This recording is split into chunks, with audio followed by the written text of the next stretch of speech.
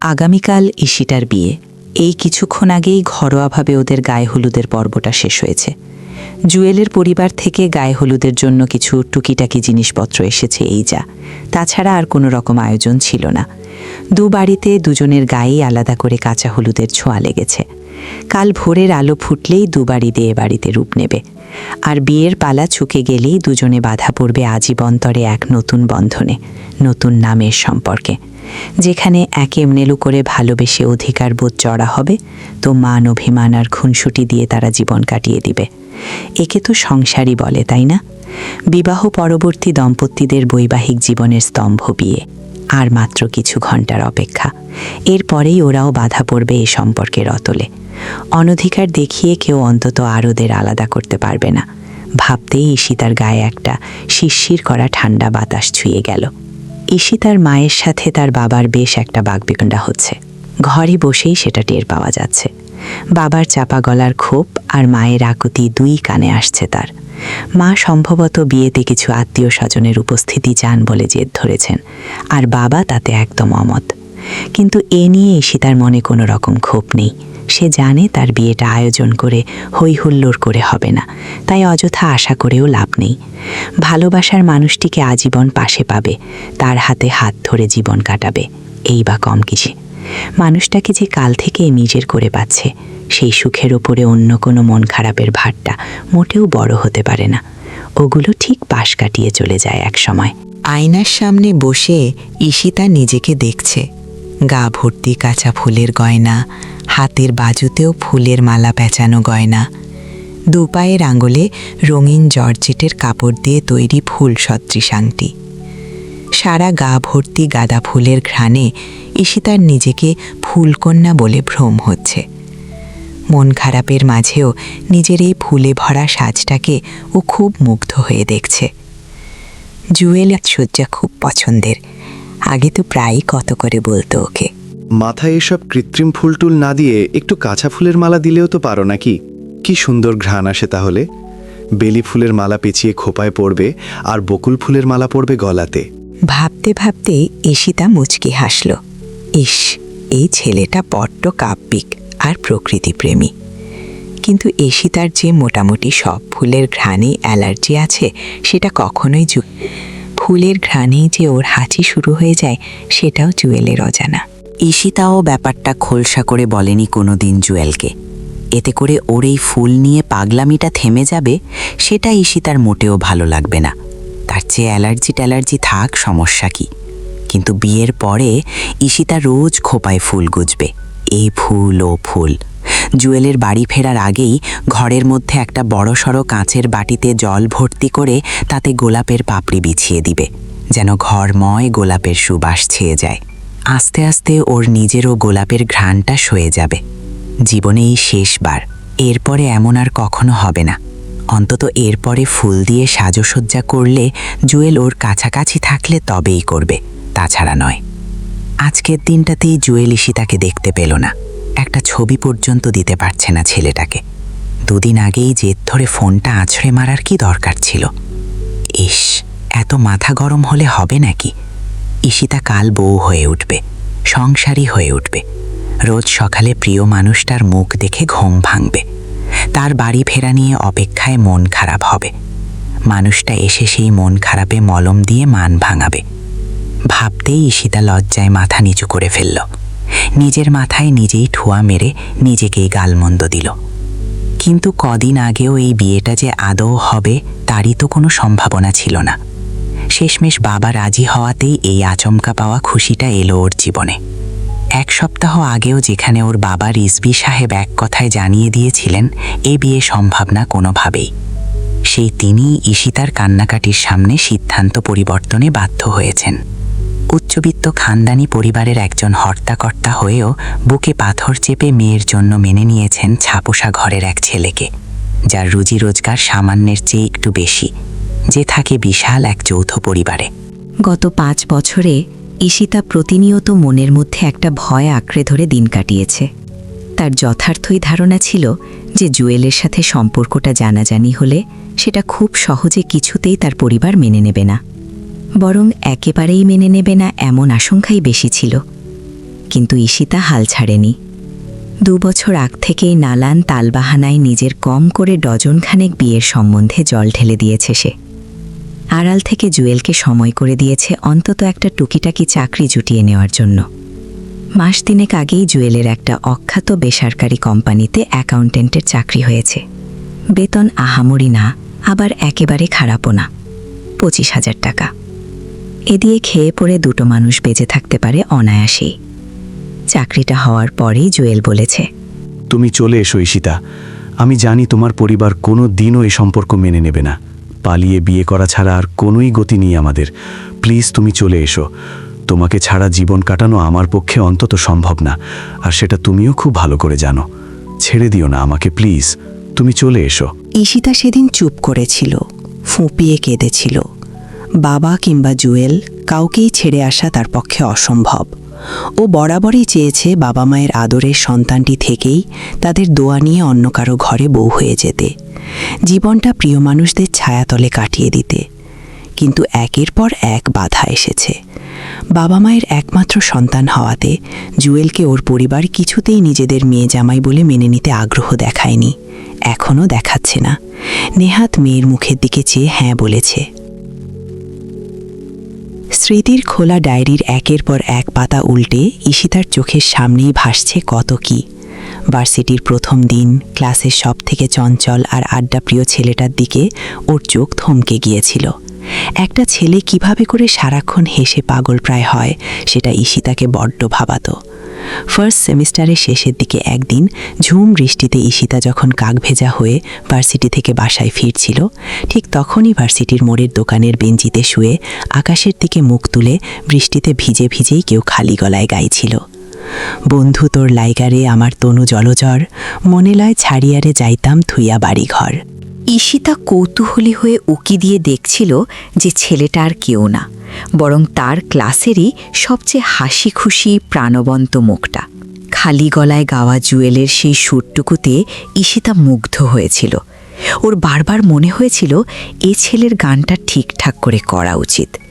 এই সময়ে কোনো জেনারেল স্টুডেন্ট এত ভালো ফোক সং গায়, অথচ ক্যাম্পাসের কেউ জানেই না।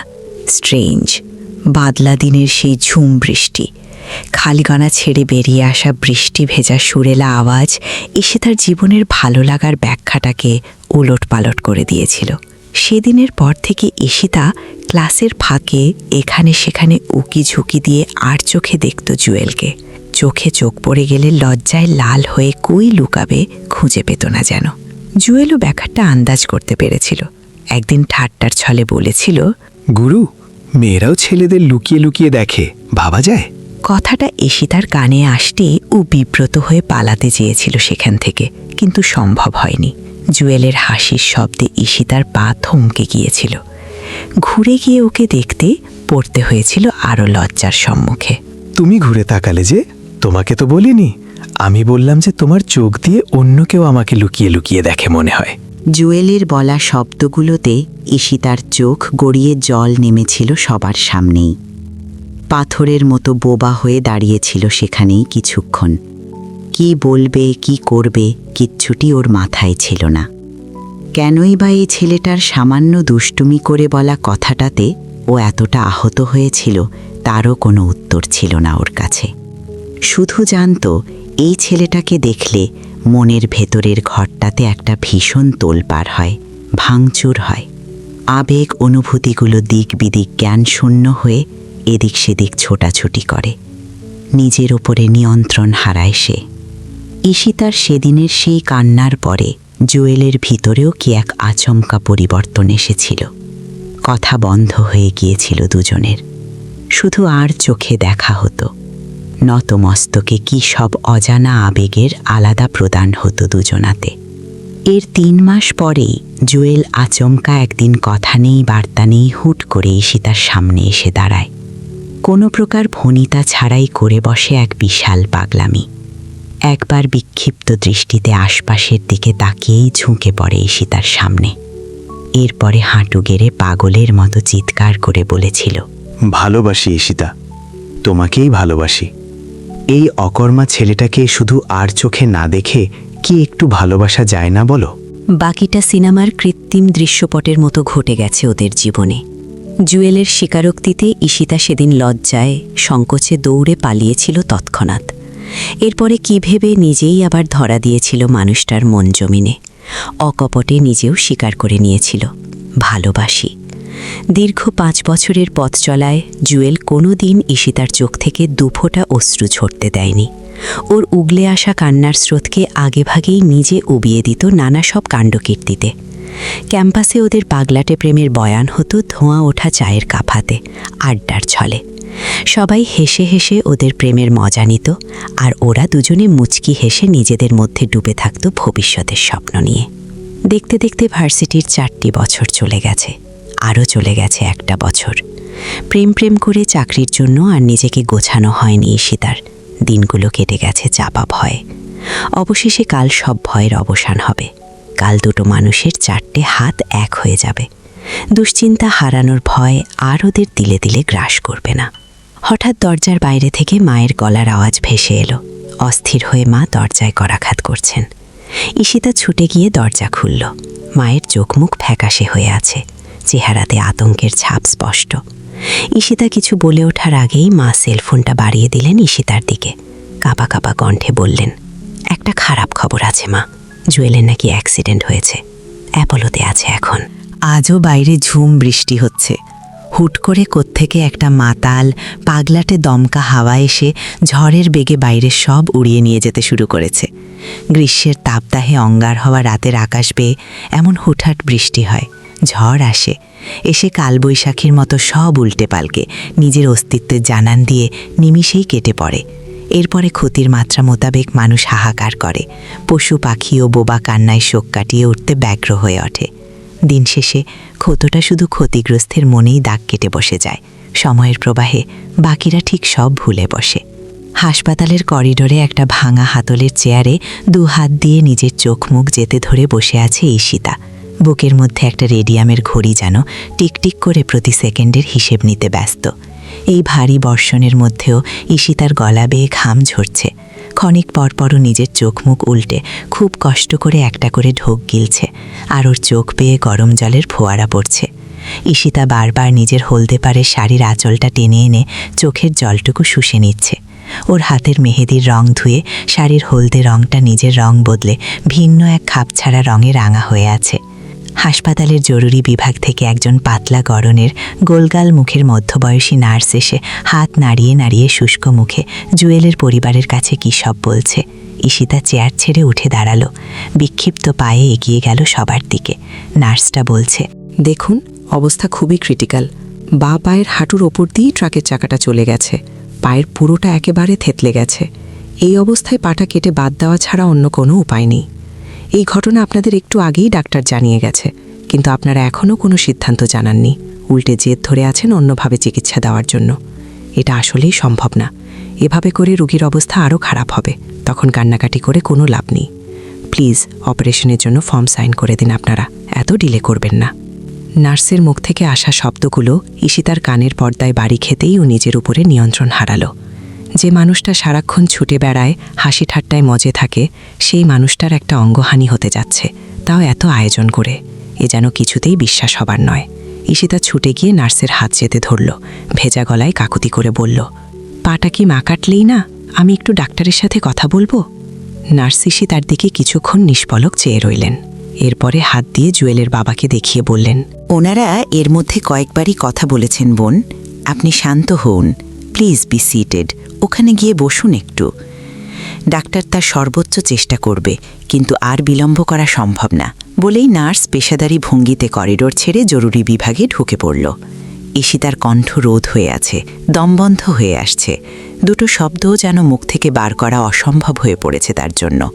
শুধু চোখ বেয়ে নোনা জলের অস্তিত্বই টের পাচ্ছে সে। জুয়েলের মা হাসপাতালের করিডোরের মেঝেতে ছন্ন ছাড়া হয়ে বসে আছেন। তার চোখে মুখে কোনো প্রকার আবেগ নেই। ভাবলেশহীনভাবে সে পাথরের মতো মেঝেতে স্থির হয়ে আছে। জুয়েলের বাবা অস্থির হয়ে পায়চারি করছে।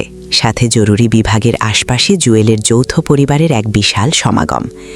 এর মধ্যে কে ভাই কে বোন বোঝা ভার। হাসপাতালের এদিক দিয়ে যেই যাচ্ছে সে এক পলক ঈশিতার দিকে চেয়ে থমকে যাচ্ছে। ওর সাজগোজ আর মুখচ্ছবি দেখেই খারাপ কিছুর আঁচ পাওয়া সম্ভব। অনেকটা সেজন্যেই কৌতূহলী হয়ে ওকে ঘুরে দেখার চেষ্টা তাদের। ঈশিতার চোখের সামনে একের পর এক স্মৃতি হাতড়াচ্ছে। জুয়েলের হাসি খুশি প্রাণবন্ত মুখটা বারবার ওর দু চোখের সামনে ভেসে উঠছে। জীবনটাকে এই মুহূর্তে একটা দুঃস্বপ্ন ছাড়া আর কিছুই মনে হচ্ছে না ওর। মুহূর্তের মধ্যেই তিলে তিলে গড়া পূর্বোক্ত সমস্ত খুশি আর স্বপ্নের পাপড়িগুলো চোখের সামনেই ঝরে ঝরে আস্তা করে আছড়ে পড়ছে। সমস্তটা টের পেয়েও ওর এখানে কিছুই করবার নেই। ও এখানে নিতান্তই দর্শক। অথচ যে মানুষটার জীবনে ঝড় বয়ে যাচ্ছে সেই মানুষটা কত কাছের, কত আপন, ভাবতেই ওর গলা শুকিয়ে কাঠ হয়ে আসছে। জীবন যে বড় অদ্ভুত এক রহস্যের চাদর, সেটা যেন আজ ঈশিতা হাড়ে হাড়ে টের পাচ্ছে। জুয়েলের অপারেশন শুরু হয়ে গেছে 1.5 ঘন্টা হলো। এই পুরো সময়ে জরুরি বিভাগের বাইর থেকে শুধুমাত্র চাপা কান্নার আওয়াজই ভেসে এসেছে ঈশিতার কানে। ওর দু চোখ এখন শান্ত। মুষলধারা বৃষ্টির পরে প্রকৃতি যেমন চুপ হয়ে যায়, তেমনি থমকে আছে ঈশিতা। কিছুক্ষণ পরে ডাক্তার ওটি থেকে এসে জানালেন, বাম পায়ের অর্ধেকটাই কেটে ফেলতে হয়েছে আলিম সাহেব। আর কোনো ওয়ে ছিল না আমাদের হাতে। আল্লাহর কাছে প্রার্থনা করুন যেন কোনো প্রকার ইনফেকশন না হয়। বুকের ডান সাইডেও বেশ আঘাত পেয়েছে পেশেন্ট। মাথার পেছনের দিকের অনেকটা অংশ ছুলে গেছে। কাল সকালের মধ্যে সেন্স আসবে আশা করি। আর এখন কারো ভিতরে না যাওয়াই ভালো। পেশেন্টকে একটু পরেই বেডে শিফট করা হবে। কথাগুলো ঈশিতার কানের কাছে দিয়ে চলে যাচ্ছে। ও তখনই বুঝে গিয়েছিল জুয়েলের বাপাটা আর রাখবেন না ডাক্তারেরা। সেটা বুঝেই ঈশিতার মুখ দিয়ে আর কোনো কথা আসছে না। ডাক্তারের সাথে জুয়েলের বড় চাচা কথা বলছেন। জুয়েলের বাবা মা একে অপরের উপর লুটিয়ে অজরে কাঁদছে। বুকটা ধক ধক করছে ঈশিতা। পাশ থেকে আরও একটি পরিচিত কণ্ঠস্বর ভেসে আসলো। কণ্ঠটা ঈশিতার বাবার। বাসায় চল মা, এখানে জটলা পাকে আর কি হবে বল। চল বাসায় চল, কাল এসে দেখে যাস। মেঝেতে পা ফেলতেই ঈশিতা কোনো বল পাচ্ছিল না। চোখের সামনের সব কেমন ঘোর লাগানো অন্ধকারাচ্ছন্ন মনে হচ্ছিল তার। মানসিক অসুস্থতা তার সমস্ত দৈহিক শক্তিই যেন শুষে নিয়েছে। এলোপাতারি পায়ে মেঝেতে দাঁড়িয়ে কোনো ক্রমে বাবার দিকে চেয়ে বলেছে, আমি ওকে না দেখে যাব না বাবা। ঈশিতার জড়ানো কথাগুলো শুনে বাবা মোটেও আশ্চর্য হননি। তিনি ওকে আস্তে করে ধরে নিয়ে গেলেন জুয়েলের কেবিনের সামনে। কেবিনের সামনের দরজার কাছ দিয়ে ঈশিতা এক পলক দেখল জুয়েলকে। ওর কোনো জ্ঞান নেই এখন। পা দুটো দুদিকে সরানো আর একটা হালকা আকাশি রঙের কাপড় দিয়ে ঢাকা। বাইরে থেকে জুয়েলের অঙ্গহানির চিহ্নটা তাই বোঝা যাচ্ছে না। জুয়েলের মাথায় হাতে ভারী ব্যান্ডেজ করা। ওর মুখটা কাত হয়ে বালিশে ঘেঁষে আছে। ওই আকাশি রঙের কাপড়ের নিচেই জুয়েলের এক পায়ন অসম্পূর্ণ। জুয়েল নিজেও সেটা জানে না। জ্ঞান ফিরতেই যখন ও নিজের এই অবস্থার কথা জানবে, তখন ঠিক কী রিয়্যাক্ট করবে সেটা মনে হতেই ঈশিতা ফুঁপিয়ে কেঁদে উঠল। মুহূর্তেই দৌড়ে বেরিয়ে এলো হাসপাতালের বাইরে। বাবা ওকে জোর করে টেনে গাড়িতে তুললেন। বাসায় ফিরতেই ঈশিতা নিজের ঘরে লক করে শাওয়ারের নিচে মেঝেতে বসে রইল ঘণ্টাখানেক। শাওয়ারের পানির সাথে ওর চোখেতে ঝরছে। পানির শব্দে ওর কান্নার আওয়াজটাও চাপা পড়ে গেছে। সকালে দরজার লক ভেঙে যখন ঈশিতার ঘরে বাবা মা আসলেন, দেখলেন মেয়ে ওয়াশরুমের মেঝেতে ভেজা কাপড়ে শুয়ে আছে। জুয়েলের অ্যাক্সিডেন্টের আজ 4 মাস হতে চলল। সেদিন সকালে চোখ খুলেই ঈশিতা হাসপাতালে আসার জন্য অস্থির হয়ে উঠেছিল, কিন্তু ওর শরীর তখন ভীষণ জ্বরে আচ্ছন্ন ছিল। শত চেষ্টা করেও অসুস্থ শরীরে বাসা থেকে বার হওয়ার অনুমতি আর সুযোগ কোনোটাই মেলেনি তার। সপ্তাহখানেক পরে ঈশিতা যখন জুয়েলের কাছে হাসপাতালে ছুটে গিয়েছিল, জুয়েল তখন এক অপ্রত্যাশিত নিষ্ঠুর আচরণ করেছিল তার সাথে। অন্যদিকে চোখ ফিরিয়ে রেখেই কাটা কাটা শব্দে বলেছে, তুমি চলে যাও ঈশিতা, আমার কাছে আর কখনোই আসবা না। আমি আর সেই আগের মানুষটা নাই। আমি এখন পুঙ্গু একজন মানুষ। আমার জীবনে প্রেম থাকতে নেই, ভালোবাসা আমার জন্য না। তুমি চলে যাও ঈশিতা, শুধু শুধু আমার আশপাশে এসে আর মায়া বাড়িও না। চলে যাও। ঈশিতা নিজের কানকে বিশ্বাস করতে পারেনি। যে মানুষটা ঈশিতা বলতেই অজ্ঞান ছিল, একটা ঝড় সেই মানুষটাকে ওর থেকে কতটা দূরে নিয়ে গেছে সেটা ভেবেই ও ফুপিয়ে কেঁদেছে জুয়েলের পাশে দাঁড়িয়েই। কিন্তু জুয়েল একবারের জন্য ওর দিকে ঘুরে তাকায়নি, পাছে ও আরও ভেঙে পড়ে তাই। পাছে জুয়েল নিজের কান্না সামলাতে ব্যর্থ হয়, সেই ভয়ে জুয়েল ঈশিতার দিকে তাকায়নি। বেশ কিছুক্ষণ দাঁড়িয়ে থাকার পরে নার্সের ইশারায় ঈশিতা ছিলে যেতে বাধ্য হয়। বাসায় ফিরতেই ড্রয়িং রুমে লোকজনের সমাগম টের পায় ঈশিতা। একটু এগোতেই দেখা যায় বেশ ৮-১০ জন মানুষের সাথে বাবা এক ভীষণ আলোচনায় ডুবে আছেন। আর আলোচনার বিষয়বস্তু ঈশিতার বিয়ে এবং ডাক্তার সুপাত্রকে নিয়ে। ঈশিতা আরেক দফা নিজের উপর নিয়ন্ত্রণ হারায়, এক ছুটে গিয়ে ড্রয়িং রুমে সকলের মধ্যে দাঁড়িয়ে পড়ে। এরপরে ক্ষিপ্ত দৃষ্টিতে পাগলের মতো বলে যায়, আমি জুয়েলকেই বিয়ে করব, ওকেই বিয়ে করব। আমার জন্য অন্য কোনো ছেলে দেখার চেষ্টা করলে সেটা আমি কিছুতেই মেনে নিব না বাবা, বলে দিলাম। ঈশিতার কথা শেষ হওয়ার পূর্বেই বাবা শান্ত গলায় বলে উঠলেন, একটা ছাপোষা ঘরের পঙ্গু ছেলেকে বিয়ে করবে? বিয়ের পরে নিজে কি খাবে আর সন্তান মানুষ করবে কে? তুমি একা? যে এখনো ভাত বেড়ে খেতে পারে না, সে কোন সেন্সে একটা পঙ্গু ছেলেকে বিয়ের স্বপ্ন দেখে? ঈশিতা, জীবন কোনো ফিল্ম না, রূপকথার অংশও না। স্বপ্ন ছেড়ে বাইরে আসো। জুয়েলের সাথে তোমার বিয়ে কোনো দিনও সম্ভব না। আমি বেঁচে থাকতে এমন তো কখনোই হতে দিব না। ঘর ভর্তি লোক ঠান্ডা চোখে ঈশিতার দিকে চেয়ে আছে। মনে হচ্ছে জুয়েলের সাথে বিয়ে ভাঙার ব্যাপারটা এনারা সবাই জানেন। নতুন বিয়েতে এনাদের উৎসাহও বেশ। খুব সম্ভবত এনারা পাত্রপক্ষ। সোফায় বসা এক ভদ্রলোক গ্লাসের পানিতে চুমুক দিতে দিতে বললেন, Take your time. Most probably you will change your decision willingly. Be practical, my child. সাথে সাথে বাকিরাও তার সাথে সুর মিলিয়ে ঈশিতাকে উদ্দেশ্য করে জীবনের বাস্তবতা আর ড্রিমল্যান্ডের পার্থক্য নিয়ে কয়েক কথা বোঝাতে চেষ্টা করলেন। দিক বিদিক জ্ঞান শূন্য হয়ে ঈশিতা উন্মাদের মতো ছুটে নিজের ঘরে চলে গেল। এসেই পিছন থেকে দরজাটা লক করে দিল আবার। এদিকে বাবা ড্রয়িং রুমে লানটায় ঈশিতার সাথে রুম্মন নামের এক সদ্য বিদেশ ফেরত ডাক্তার ছেলের বিয়ের পাকা কথা সেরে ফেললেন।